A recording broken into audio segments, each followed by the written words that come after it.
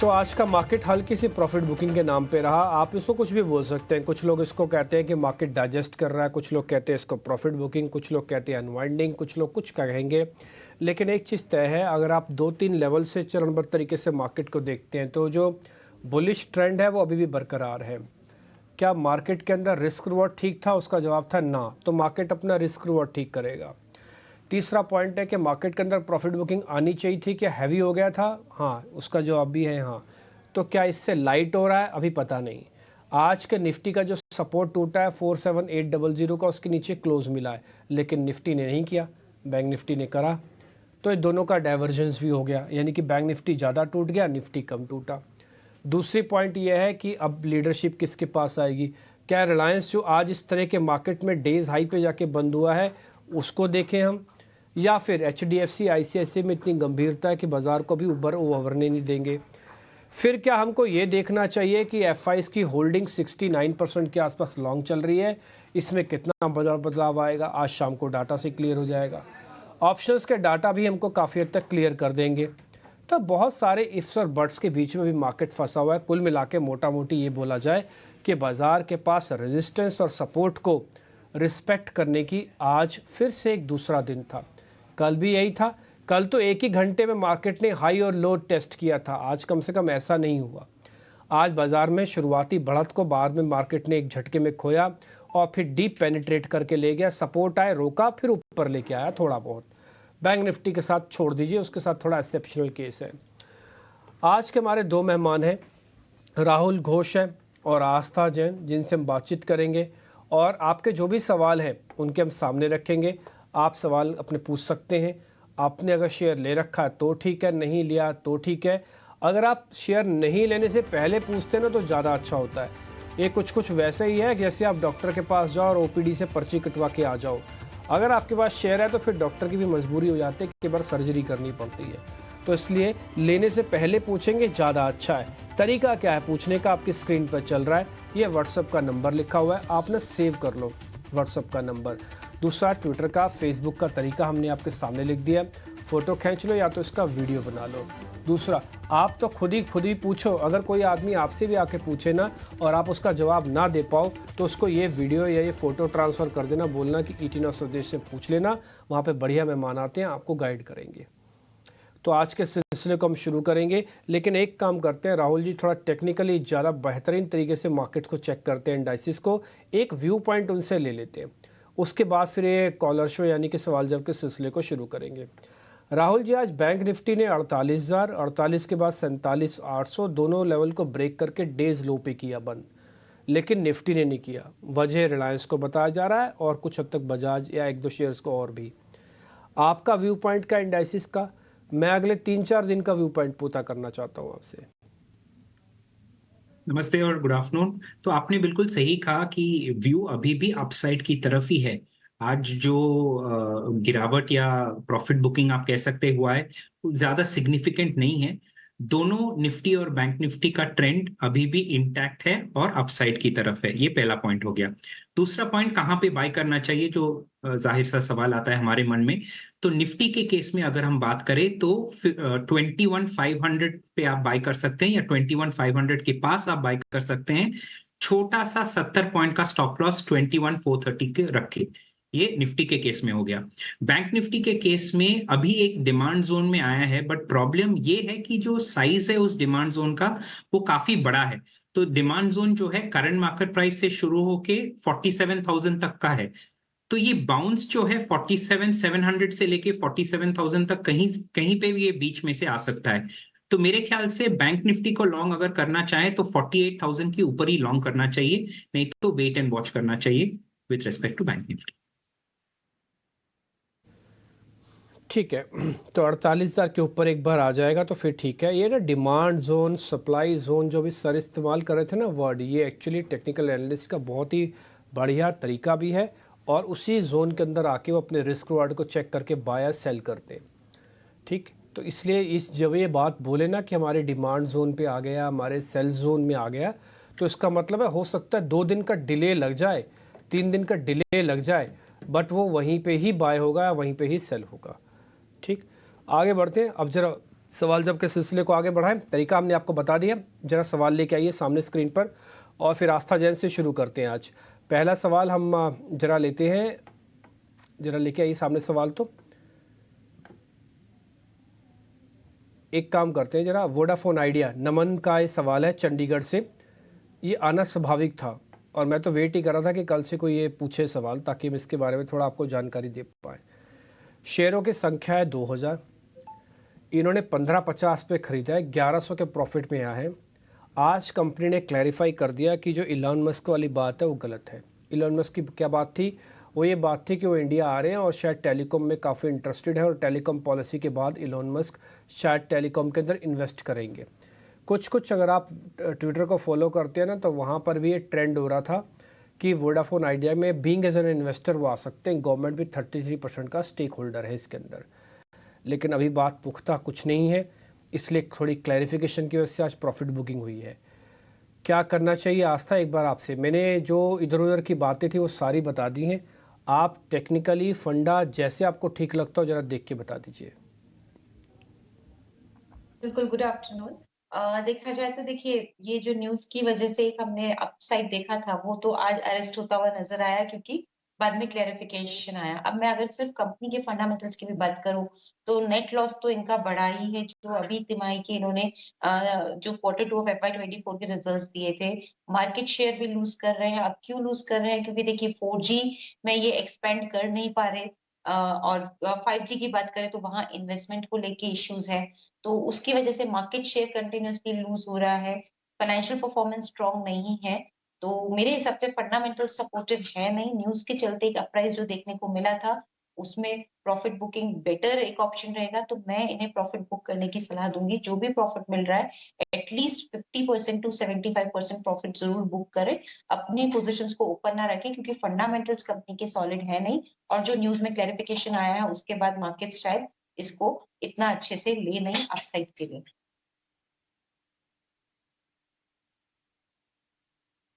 जी, तो Vodafone idea पे आपको रिकमेंडेशन मिल चुकी है। मैं एक चीज़ ज़रूर बोलूँगा वोडाफोन आइडिया पे, ये ना अब ये 16 रुपये का शेयर है, लेकिन आप इसकी वॉलेटिलिटी को जज कीजिएगा। ये बहुत तेज़ी से ऊपर नीचे करेगा। कई बार मार्केट में खबरें भी आती हैं, बहुत सारी चीज़ें भी आती हैं, थोड़ा सावधानी के साथ काम कीजिएगा। बस मैं इतना ज़रूर कहना चाहता हूँ। ऋषभ शुक्ला का सवाल ले लेते हैं अब। बजाज कंज्यूमर्स 1600 शेयर इनके पास हैं, 232 का रेट है। बजाज कंज्यूमर्स का एक बार चार्ट भी दिखा दीजिएगा। 10,000 रुपये का घाटा भी चल रहा है इनके साथ। राहुल जी एक बार ज़रा चेक करेंगे। 1600 शेयर इनके पास है, शेयर की क्लोजिंग है 225, इनकी खरीद है 232 की। तो बजाज कंज्यूमर पे मैं उनको पहले बता दूं, होल्ड करना चाहिए उनको करंट पोजीशन पे। आज का भी जो कैंडल बना था, वो एकदम लो से अच्छा रिबाउंड मिला है कैंडल को। अच्छा अपमूव देखने को मिल रहा है, प्रीवियस 2 हाई का ब्रेकआउट भी हुआ है। होल्ड कर सकते हैं। मैं एक स्टॉप लॉस दे दूंगा उनको 220 रुपीज पे। अगर 220 आ जाए तो उनको एग्जिट कर देना चाहिए, नहीं तो कॉस्ट प्राइस पे मैं ये भी कहूंगा कि कॉस्ट प्राइस पे इनको एग्जिट कर देना चाहिए और पब्लिक सेक्टर एंटिटीज की तरफ मूव कर देना चाहिए, क्योंकि 2024 मेरे ख्याल से पब्लिक सेक्टर यूनिट्स के लिए 2023 भी बहुत ही बेहतरीन था और 2024 भी बेहतरीन रहेगा, ये हमारा एनालिसिस कहता है। इसमें मेरे को कुछ जोड़ना नहीं है, इसलिए जो बात राहुल जी ने कह दी आप उस पर ज़रूर ध्यान दीजिएगा ऋषभ। ये आपका सवाल हमने ले लिया। रोहित बत्रा जी का सवाल भी ले लेते हैं हम। बैंक ऑफ महाराष्ट्र के रिगार्डिंग उनका सवाल है। आस्था जी आपसे मैं पता कर रहा हूँ, ये इनके पास 500 शेयर है, 43 रुपीज़ का लिया हुआ है। शेयर चल रहा है 45 का, क्वांटिटी थोड़ी कम है लेकिन फिर भी कन्विक्शन हाई है। तो 1225 रुपये तक प्रॉफिट में आ ही चुका है अब तक ये शेयर। ये क्या होल्ड करें क्या? राहुल जी थोड़ा हिंट कर रहे हैं कि अगले साल फिर से सरकारी कंपनी चल सकती हैं, और बैंक ऑफ महाराष्ट्र भी सरकारी कंपनी ही है।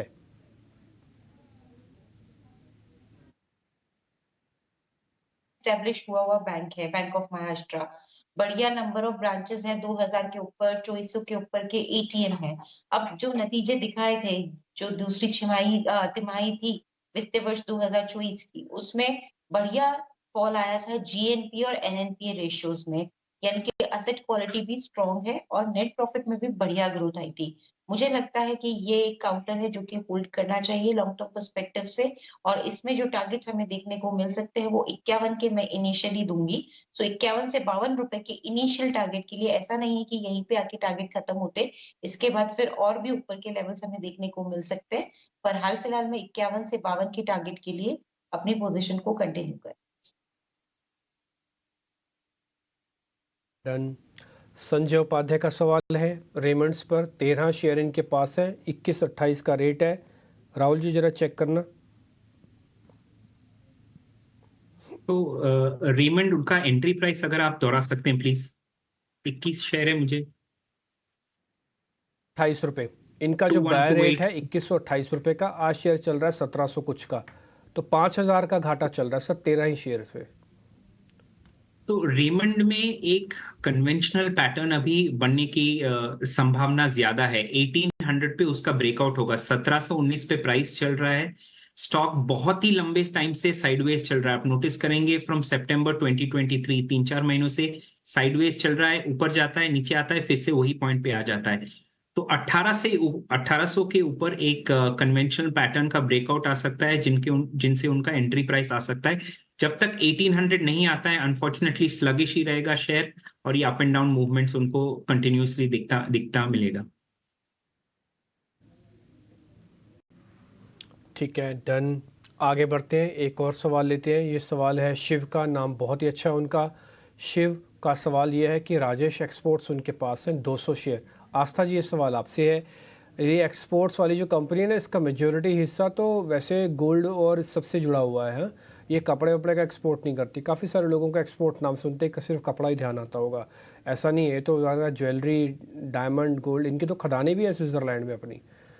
तो राजेश एक्सपोर्ट्स 200 शेयर इनके पास है, 366 का ख़रीदा हुआ है, और आज इस रेट है 372 का। 1380 रुपये का प्रॉफिट है। ज़रा मैम बताइए क्या किया जाए। सही फरमाया, ये गोल्ड में है और लार्जेस्ट जिसे हम बोलते हैं कि गोल्ड कंपनी की मैं बात करूं, क्योंकि इसके पास फुली इंटीग्रेटेड फैसिलिटी है, माइनिंग से लेके खुद की ओन रिटेल ब्रांड्स तक इनके पास सब है। तो इस तरह का काम में ये कंपनी है। लेकिन दिक्कत कहाँ है? देखिए, दिक्कत है ये फाइनेंशियल परफॉर्मेंस बढ़िया नहीं दिखा रही है।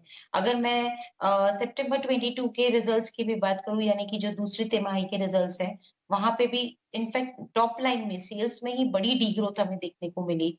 तो इतना बड़ा काम होते हुए वर्ल्ड क्या, क्योंकि काफी बड़ा शेयर है इनका देखा जाए तो गोल्ड माइनिंग में भी पूरे वर्ल्ड लेवल की मैं बात करूं, और उस हिसाब से परफॉर्मेंस तो नहीं आ रही फाइनेंशियल परफॉर्मेंस। तो मेरे हिसाब से अभी क्योंकि कॉस्ट टू कॉस्ट ही हम इनको बोल सकते हैं, बहुत ज्यादा बड़ा फर्क तो है नहीं कॉस्ट में।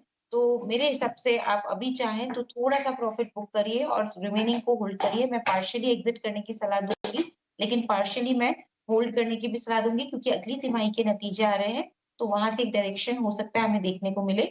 तो बाकी होल्ड करने की सलाह है, और जो होल्ड करेंगे उसमें भी अगर तेज़ी आई, तो 400 के ऊपर के लेवल्स हमें ये काउंटर दिखाता हुआ नज़र आ सकता है। ठीक है, तो आस्था जी ने जो बोल दिया इसमें मेरे को कोई एडिशन नहीं करना, ये पॉइंट भी क्लियर हो गया। आगे बढ़ते हैं, अब एक सवाल लेते हैं जुगल का। ये औरंगाबाद से है। ये ज़रा सवाल हमारे सहयोगी ले रहे हैं, राहुल जी। राहुल जी ज़रा लेना। हाँ, पटेल इंजीनियरिंग इनके पास है, 640 शेयर इनके पास है, और 24 रुपये का ख़रीदा हुआ है। अच्छा, एक बार मैं चेक कर लेता हूँ ज़रा, पटेल इंजीनियरिंग है भी 24 रुपये आया भी था कि नहीं आया था। चलो इस बीच में चेक करता हूँ। राहुल जी आप भी एक बार ज़रा चेक कर लेना। हाँ, पटेल इंजीनियरिंग मैं ज़रा चेक करूँ। यस, आया हुआ है, आया हुआ है। ये शेयर होगा मेरे को लगता है, जहाँ तक इनके पास ख़रीदा हुआ, अगर ये 24 रुपये ख़रीदा है तो इन्होंने जून में ख़रीदा है, इसी साल जून मंथ के आसपास था 24 रुपये का। अभी आ गया है 60 रुपये के आसपास। 25,000 रुपये का फ़ायदा है। सर क्या किया जाए? तो पहले तो मैं दर्शक को कंग्रेचुलेशंस कहना चाहूंगा। बहुत ही बेहतरीन लेवल पे एंट्री किया है और उसका फल उनको मिल रहा है। 3 गुना शेयर हो गया है। 63 के आसपास ट्रेड कर रहा हुआ। तो यहाँ पे ना मैं उनको एक कंडीशनल स्टॉप लॉस दूंगा, ताकि उनका जो प्रॉफिट्स है वो गवा नहीं जाए, उनसे गवाया नहीं जाए। ऑल्सो मैं अज्यूम कर रहा हूँ कि ये लॉन्ग टर्म इन्वेस्टर है और कुछ महीने या एटलीस्ट 1-2 ईयर्स के लिए होल्ड करना चाहे। तो दोनों बेसिस पे मैं जवाब दे रहा हूँ। अगर शॉर्ट टर्म इन्वेस्टर हैं और लॉन्ग टर्म के लिए नहीं रखना चाहते, तो एक स्टॉप लॉस रखना चाहिए उनको 59 पे। और अगर लॉन्ग टर्म इन्वेस्टर है तो होल्ड कर सकते हैं और स्टॉप लॉस इनका होगा 51 पे। अभी भी होल्ड कर सकते हैं। जो अभी कैंडल फॉर्मेशन बन रहा है वीकली चार्ट पे, वो थोड़ा सा इस वीक का कैंडल थोड़ा इंपॉर्टेंट हो जाता है देखने के लिए, इसीलिए मैं शॉर्ट टर्म में 59 का स्टॉप लॉस दे रहा हूं। बट अगर 59 इस हफ्ते या जनवरी मंथ में हिट नहीं होता है, long term prospects for the stock is good, दोनों टेक्निकली भी अच्छा लग रहा है, चार्ट स्ट्रक्चर भी अच्छा लग रहा है, होल्ड कर सकते हैं with a long term stop loss of 51। ठीक है, डन। आगे बढ़ते हैं, एक सवाल और लेते हैं। फूल सिंह का उत्तर प्रदेश से हैं और इनके पास एक्साइड इंडस्ट्रीज़ हैं। आस्था जी, एक बार जरा आप चेक कीजिएगा, दो कंपनीज़ के नाम हमेशा आएगा बैटरीज़ में, पहला एक्साइड, दूसरा अमर राजा। ये पुराने और नए प्लेयर्स दोनों को पता है। अगर मैं आपसे एक तीसरी से भी, मैं खुद भी अगर ढूंढने पे जाऊँ ना, तो मेरे को तीसरी या चौथी या पाँचवीं कंपनी ढूंढने में मेहनत करनी पड़ेगी। लेकिन जैसे आप बैटरी बोलेंगे तो नाम हमेशा एक्साइड और अमर राजा का आएगा। इनके पास जो ख़रीदा हुआ शेयर है वो 237 रुपये का है, 265 शेयर है और आज का जो भाव है उस हिसाब से इनको करीब 22,000 रुपये का प्रॉफिट हो रहा है। ये सही डायरेक्शन में है, ट्रेड इनकी ग्रिप में है। मैम, क्या किया जाए? ट्रेड ग्रिप में है और देखा जाए तो एक्साइड एक ऐसी कंपनी है जिसमें नेटवर्क एक्सपेंशन भी बहुत बड़ा है और प्रोडक्ट एक्सपेंशन भी बहुत बड़ा है। लीडरशिप पोजीशन ये करते हैं जो कि ओईएम मार्केट यानी कि ऑटोमोटिव मार्केट में जो सप्लाई होती है उसमें तो इनकी लीडरशिप पोजीशन भी है। कंपनी काफी बेहतरीन मुझे लगती है और फंडामेंटल्स भी काफी बढ़िया लगते हैं। प्रॉफिट अच्छा खासा इनको हो रहा है मेरे हिसाब से। पार्शियली अगर थोड़ा-सा रिस्क नहीं ले सकते तो थोड़ा-सा ही मात्र 1/4 पोज़ीशन जितने भी शेयर लिए हुए हैं उसके 1/4 पोज़ीशन में प्रॉफिट बुक करें। रिमेनिंग को मेरे हिसाब से होल्ड करना चाहिए। टारगेट लॉन्ग टर्म में हमें इसके 350 के देखने को मिल सकते हैं। ठीक है। हालांकि इन्होंने 3 शेयर्स के बारे में एक साथ पूछा था, एक्साइड, ग्रीन पैनल इंडस्ट्रीज़ और साथ ही निप्पॉन लाइफ। तो माफ़ी चाहते हैं सर, 3 सवाल आपके तो नहीं ले पाएंगे। आप एक भेज देते तो हमने पक्का ले ही लिया। कोशिश करेंगे कभी आगे ले लेंगे ताकि दूसरों को मौका मिल पाए, इसलिए ऐसा कर रहा हूँ, नहीं तो कोई दिक्कत नहीं है मेरे को। वैभव का एक सवाल ले लेते हैं। वो अलंकित के बारे में पता करना चाहते हैं। ये एक ऐसी कंपनी है जो पैन कार्ड और इस तरह के बिजनेसेस में है, ब्रोकरेज भी है इनका काम। 120 शेयर हैं इनके पास और 16 रुपये 50 पैसे का खरीदा हुआ है, 18.5 का रेट आ गया वैभव का। एक बार राहुल सर आप चेक करोगे टेक्निकली इसको? बिल्कुल। तो स्टॉक एक स्टेलर अप ट्रेंड में है पिछले कुछ हफ्तों से और पिछले कुछ महीनों से, लास्ट 2 महीने से। मैं उनको एक स्टॉप लॉस दूंगा और होल्ड करने की सलाह दूंगा, क्योंकि अभी तक ऐसा कुछ नहीं दिखा है चार्ट पे जो कहता है कि अप ट्रेंड रुक जाएगा। तो 17 रुपए 10 पैसे पे स्टॉप लॉस रख देना चाहिए उनको और होल्ड करना चाहिए। ठीक है, अब हमने काफ़ी सारे सवाल तो ले ही लिए और उम्मीद करते हैं कि आपके सवाल हमने सब जोड़े ही होंगे। अगर किसी का छूट गया हो तो नाराज़ ना हो, क्योंकि सवाल काफ़ी मिलते हैं। हम कोशिश करते हैं बेहतर से बेहतर सवाल ले पाएँ जिसके ज़्यादा जवाब लोगों पर असर डालें। अब एक काम करते हैं, वीआईपी शेयर्स आपके सामने रखते हैं। आस्था से शुरू करते हैं, वो आपको वीआईपी शेयर्स बताने वाली है। वीआईपी स्टॉक के तौर पे जो पसंद आता है वो हेवल्स इंडिया है। हेवल्स इंडिया की बात करें तो ये काउंटर बेहतरीन काउंटर मुझे लगता है और इसमें अपसाइड मुझे लगता है 1485 से लेके 1500 तक की देखने को मिलेगी। समय सीमा 1 महीने से 2 महीने की रह सकती है। तो हेवल्स इंडिया को खरीदारी करने की सलाह है 1485 के टारगेट के लिए। ठीक है, हेवल्स इंडिया पे आप ध्यान रखें। ड्यूरेशन आपको मिल गया 2 महीने, टारगेट आपको मिल गया 1485 का। राहुल जी से पता करते हैं। राहुल जी, आपका वीआईपी? तो मेरा जो शेयर है वो थोड़ा ट्रेडिंग साइड पे है, क्योंकि मार्केट थोड़ा सा हाई पे है। तो 1-2 महीने का नजरिया पे कोई शेयर आज मैं नहीं दे रहा हूँ। हालांकि लास्ट वीक का दिया हुआ आईओसी का बहुत ही पास है टारगेट के। इस हफ्ते का शेयर है एमएनएम। तो एमएनएम एक अच्छे बाई लेवल पे आया है। 1660 के आसपास स्टॉक चल रहा है। 1675 के ऊपर बाई कर सकते हैं। आई रिपीट, 1675 के ऊपर बाई कर सकते हैं। 1615 पे स्टॉप लॉस रखिएगा और टारगेट होगा इसका 1725 and 1750। Low risk low reward जैसा टारगेट रखा गया है एमएनएम में। ठीक है, 2-4 दिन से थोड़ा कमज़ोर था मैडम, लेकिन कई बार क्या ना, कमज़ोर शेयर आपको अपॉर्चुनिटी भी देता है। जैसे हम कई बार आपने बोलते हुए सुना होगा कि अच्छा शेयर अगर नीचे लेवल पे मिल जाए तो प्लस कर लेना। अच्छा शेयर है, इसमें तो कोई दो राय ही नहीं है। नीचे पे मिल रहा है उसका जवाब है हाँ। क्या बाय जोन में आ गया? उसका जवाब है हाँ। तो आपको एक स्टॉप लॉस लगा लेना है। ये 16-15 का एक स्टॉप लॉस लगाइएगा। 17-25 के टारगेट के लिए आपको M&M प्लस करना है। अब मैं आस्था का शेयर एक बार आपको वापस से नोटिस करा देता हूँ। ये भी बहुत ही बेहतरीन शेयर है, वो है हेवल्स। ये 1485 के टारगेट के लिए 2 महीने का है। देखिए आस्था फंडामेंटली चेक करते चीज़ों को, इसलिए स्टॉप लॉस तो नहीं देंगी, बट वो कन्विक्शन और आपको ये भी बता देंगे शेयर कहाँ तक जा सकता है। तो इन दोनों शेयर्स में जो आपको एक काम करना है वो ये करना है कि थोड़ा वॉल्यूम को कम कर देना, बस ट्रेड आपकी ग्रिप में आ जाए, उसको राइड करो। मैं आपको बताऊँ, आप 100 एग्जाम्पल के लिए मान लो किसी का 100 शेयर हो और वो 100 रुपये चल जाए तो 1000 रुपये कमाए। किसी के पास 50 शेयर हो और वो 20 रुपये तक राइड करे तो भी वो 1000 रुपये ही कमाएगा। लेकिन 20 शेयर या 50 शेयर में थोड़ा रिस्क कम हो जाएगा, मैनेज हो पाएगा।